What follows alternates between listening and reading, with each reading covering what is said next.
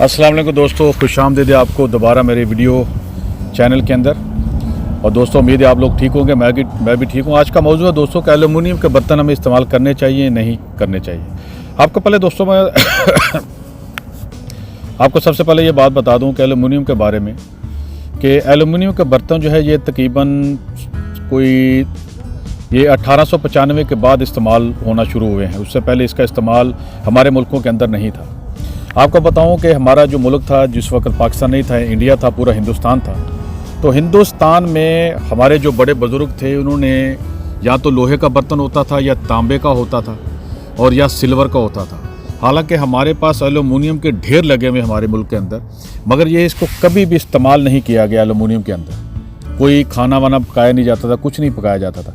उसके बाद हुआ ये कि अंग्रेज़ जब जिस मुल्क में आए तो उस वक्त जो है ना कि ये जहाज़ जब बनना शुरू हुए तो उन्होंने सोचा कि ऐसा कोई मेटल चाहिए, यानी कि धात चाहिए जो कि वज़न में हल्की हो और उसके अंदर वो प्रेशर जो है वो उसको ज़्यादा बर्दाश्त कर सके, उसको हवा का प्रेशर अंदर जो है, ताकि वो फटे नहीं।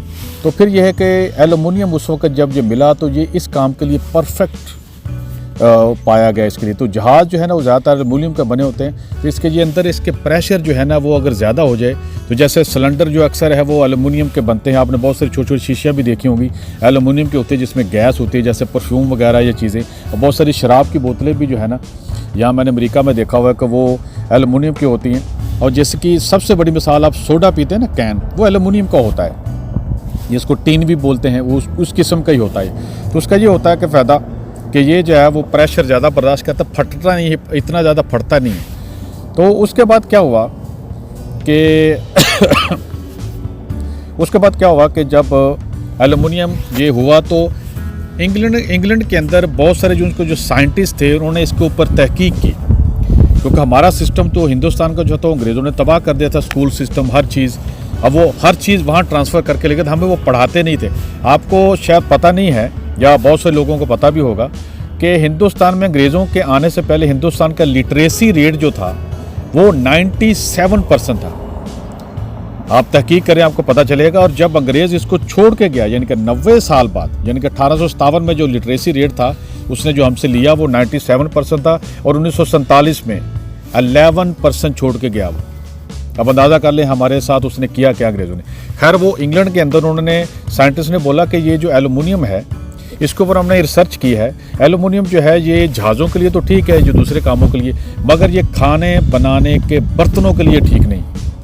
तो क्या करना है, इसमें खाना नहीं बनाना। अगर किसी ने इसमें खाना बनाया तो इसके अंदर जब ये गर्म होगा, जो खाना बनेगा, इसके जितने भी इसके अंदर टॉक्सिन है, यानी कि पॉइजन है, जहर है, चीज़ें वो खाने के अंदर शामिल हो जाएंगी। उसके बाद क्या होगा, जब वो बंदा इसको लगातार खाएगा, वो होता तो थोड़ी मिकदार में, तो कुछ अरसे बाद या चंद महीने के बाद उसको टीबी हो सकती है, खांसी हो सकती है, हड्डियों का प्रॉब्लम हो सकता है और बहुत सारी बीमारी उसको लग सकती है।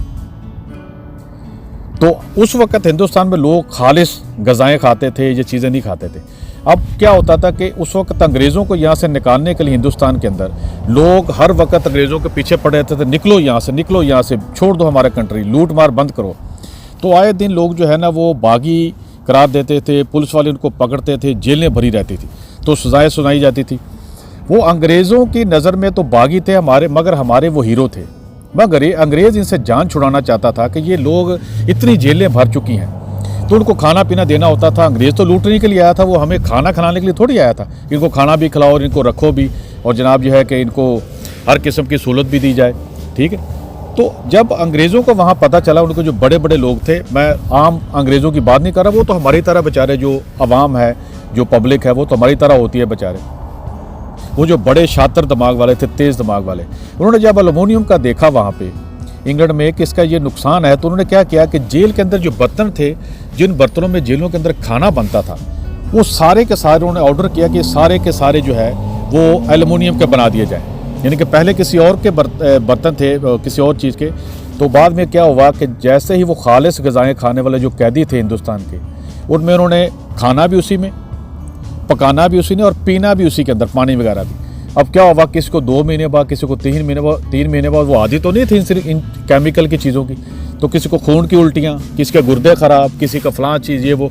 अब उनको मसला होता है कि इनको अगर फांसी दें या गोली मारें तो ज़्यादा मसला होता था हिंदुस्तान के अंदर, शोर शराबा ज़्यादा होता था। तो ये उनके लिए आसान हो गया यानी कि ये छुप गया, उनका जो जुल्म था। अब लोग यही समझते रहे उस दौर में कि ये तभी मौत मरा है, यानी कि ये कुदरती तौर पे ये मर गया है, मगर असल जो कहानी थी वो कुछ और थी इसके पीछे।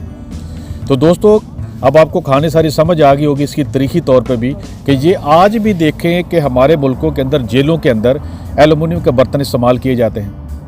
और वो अंग्रेज़ तो इसको इस्तेमाल करते थे किसी और काम के लिए, अब हम क्यों इस्तेमाल कर रहे हैं? तो दोस्तों, एलुमिनियम के बर्तन आप कभी इस्तेमाल ना करें। ख़ासकर प्रेशर कुकर जो है ये बनता है एलुमिनियम से, क्योंकि प्रेशर जो है उसके अंदर जो है वो इसको बर्दाश्त कर लेता है एलुमिनियम, और कोई बर्तन इस्तेमाल नहीं कर सकता। और दूसरी ये है कि खाना वही खाना चाहिए कि जिसको पकाते वक्त धूप लगे या उसको हवा लगे। बार बार उसको हांडिया आप उठाते रहे, उसका ढक्कन, उसको धूप और हवा लगती रहती, वो आपके लिए, सेहत के लिए अच्छा है। आप कभी गांव जाएं अपने किसी जाके, तो वहाँ देखें, वहाँ जो किचन था आप देखेंगे जाके, या किचन अभी भी है तो आप देखेंगे वो ओपन एयर में होता था। बहुत कम किचन आपने देखे होंगे जो इसके ऊपर छत होगी या अंदर बंद कमरों में होगा। तो इसीलिए तो लोग वहाँ पे सेहतमंद होते हैं गाँव के, और पहले थे और आज भी हैं। तो उसके बाद यह है कि मिट्टी के बर्तन में आप खाना खाएं, उसमें पकाएं और खाएं, फिर देखें आपकी सेहत क्या बनती है। तो दोस्तों, मुख्तसर आपको ये बताना था, वीडियो लंबी ना हो जाए, तो एल्युमिनियम के बर्तनों से बचें, और ख़ासकर ये बेचारे, और उसके बाद प्लास्टिक के बर्तनों से।